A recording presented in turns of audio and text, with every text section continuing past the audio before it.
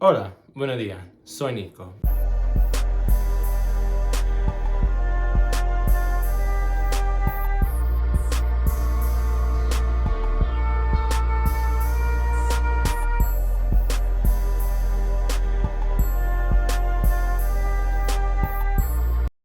I am tired of losing opportunities to twinks. These twinks are taking our job. There's a twink right here. Show a twink. So, as you can tell, I did not start this video off with a do-rag on, because this is like my 6th time doing this video because I didn't know how deep I actually wanted to get with it. But I now have a glass of wine. Nico, what kind of glass of wine do you have? Stutter Holmes, because it's one of those days. But basically we're gonna be talking about something that I feel like a lot of us go through growing up, especially when you're first coming out and you don't really know the scene that well. But before we get started, if you like this kind of content, make sure to follow me on patreon.com/Nicosaesthetics for more exclusive videos, weekly lives, and to be a part of the podcast that is airing. Don't get me started. But also on Patreon will be the uncensored videos of these YouTube videos, because YouTube is slapping my wrist very hard and they're basically holding back ad money because I speak real. I keep it real, you know, for the most part. But it basically strikes my videos, so I'm going to have to censor out some of the, you know, pause being thrown, some of the cursing. If you want to see those uncensored videos, it's going to be on Patreon, and there are multiple tiers as low as like $3 if you're interested in that and supporting the channel. But yes, let's get started. So basically, we're going to be talking about being the friend that's consistently overlooked. And when I was originally doing these videos, I was keeping it more into the club culture because I do have some experience where basically I would be out with friends and it would get to the point where people were physically removing me away from them so that they have the opportunity to basically shoot their shot. Nico, what do you mean? So let's say my friend's name was Enrique. It was not, but that's more of a name that aligns with his character. He is a lighter skinned Mexican boy. So he was a bit shorter than me with a full beard. So whenever we go out, people would essentially focus on him. And whenever I go out, it's not necessarily because I'm searching for attention or I'm searching for somebody, but I'm out with my friends to have a good time with my friends. I'm an introvert for the most part, so I never really went out growing up. I didn't go to the movies. I would sometimes go to house parties, but that was about it. But I would go out with my friends so that I could see my community, but also because I wanted to spend more time with them, you know? Because when I was coming out at that time, I made a friend with my friend Enrique, and we were both still like 20, 21. We would go to the bar, they'd give us these big ass X's, and the first thing we do was run into the restroom and just like wipe it off so we can get free drinks or people could buy us drinks. But I remember going out every night, somebody would approach him and I would be standing in the corner. Every time somebody would try to get his number and I'd have to awkwardly wait until we left, you know? And a lot of people don't think that that happens to me because I am popular on social media, on Instagram stuff. I'm an Instagram model. But when I was growing up, I was chunky, and that's why I have puffy nipples, but I lost the weight in 2 very unhealthy ways. I had 2 EDs growing up. So it's not like my self-esteem was always at like a consistent high, you know? So when I would go out and I would consistently be overlooked and sometimes even ignored, frankly, just so that somebody could holler at my friend, it began to weigh on my self-esteem. And I saw that translate into the kind of men that I was dating at that time. The kind where they give you energy, but only on their terms, you know what I mean? You didn't necessarily hang out often, but when you did, it was usually physical stuff inclined, or better yet, my favorite, I'm just not ready for a relationship right now, so I feel like we're good at where we're at. And then they would end up in a relationship with somebody like a month later, and you're just sitting here like, oh, so you were just using me as like a physical outlet while you actually continue to search for romance. So I've been through that growing up. And I remember every time I would go out, I would feel worse about myself because nobody would talk to me, nobody would buy me a drink. But as I grew older, I began to get more self-esteem because I began to focus on changing myself physically.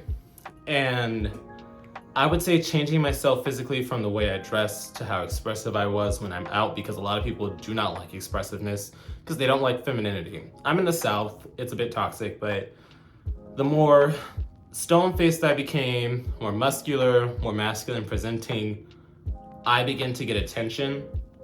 but to an extent. Nico, what do you mean? For example, here in the South, if we're gonna keep it a buck, a lot of the black dudes, the black gay dudes, they prefer Latino men or they prefer racially ambiguous to white men. And I had to deal with that growing up, that a lot of the black men that I was interested in wouldn't even look at me because despite like the high powered lights, I'm like a milk chocolate, I am brown, I am not like, somebody said I was like Rihanna's color before, Rihanna's color. And I'm like, no, that's not necessarily the case. It's just I have like lights powered on and, you know, fired at me. So I would be overlooked for things that I couldn't help. And I say that because it happened to the point where I was already established in my career, you know, YouTube, Instagram model, and I would go out with my friend Talon. His name is Twerkules. You've probably seen him. Big booty white boy, be twerking, he got some rhythm. But essentially, we would go out and it got to the point where people would literally form a circle around him and physically remove me from the space so that they had the opportunity as a group to hit on him. And that was at the black bar. Nico, yes. I walked into a fully black establishment. I'm like, my people. You know, I expect to be embraced by my people. But the first thing that happened is we walked in and they talking about my white friend's booty.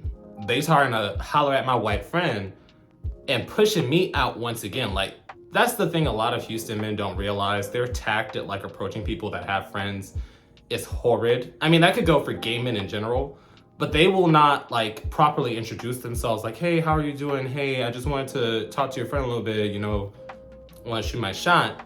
They will physically like walk in between you and your friend and pretend like you're not there while they hold conversation with them. And normally, like I said, when I go out, I'm out to have a good time with my friends. I'm not there for a man. But it begins to weigh on your mind how somebody will pretend that you are non-existent so that they can holler at the person that's directly beside you. And you wouldn't believe that it happens until you see it in person. Like, if you've been through this, you know what I mean. Men have a very terrible form of communication skills, but it takes the cake when they're drunk and they just don't care about your feelings whatsoever. And I feel like a lot of people move in this world not realizing how it ripples and affects other people. And even I've been guilty of that. But just sitting back and thinking about, wow, how has that changed the way I've moved? How has that changed the way I've expressed myself?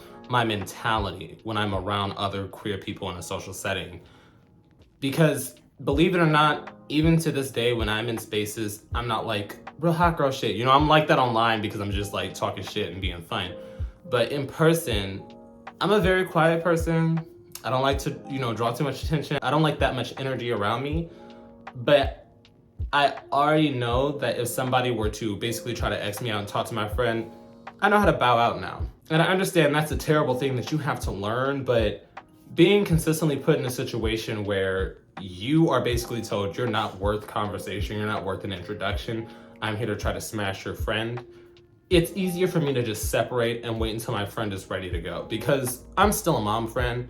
If we come to a bar together, we're going to leave together unless you're sober and you decide to go do some, you know, putaria. But if we are both under the influence, we're Ubering home, we're not gonna do this. So I'd rather just wait, play on my phone, and when my friend comes back up to me, we'll keep it going from there. Because sometimes if I can tell my friend is uncomfortable, I'll still stand there. I'll actually reinsert myself and be like, okay, girl, we gotta go. Let's go get another drink. Let's go do this. But it's sad that I've noticed how that affected me. And clearly that's not gonna be everybody's experience. You know, everybody isn't going to have people pretending that you don't exist to holler at somebody that you're close to affect their self-esteem. Some people will just brush it off. But for me, it was just happening so regularly. And it's not even because of the type of venue you're at. You know, when you go to a, let's say a white girl party, you expect white men to holler at white men. Like, no matter the venue I was in, I was being looked over for my either racially ambiguous or white friend. And I hate coming online and showing vulnerability, but that's kind of why I had to have some line to have this conversation. But it definitely changed my perspective of going out, because I'm probably rambling at this point, but when I go out now, it's for my friends, and I purposely try to tune out men. When I go out, I don't really, obviously you do the glance when you walk around the room, but I don't try to fixate on anybody. I don't want to show attention to anybody else except my friend because I do not want to have to deal with being brushed over once again just so that they could try to holler at them. Because it's even happened where situations where I would be interested in somebody and I would go talk to them and they would try to ask for my help to talk to my friend. Basically like I was sent over there to bring them to my friend. But yeah, life of Nico might be unbelievable, but it actually happens quite often.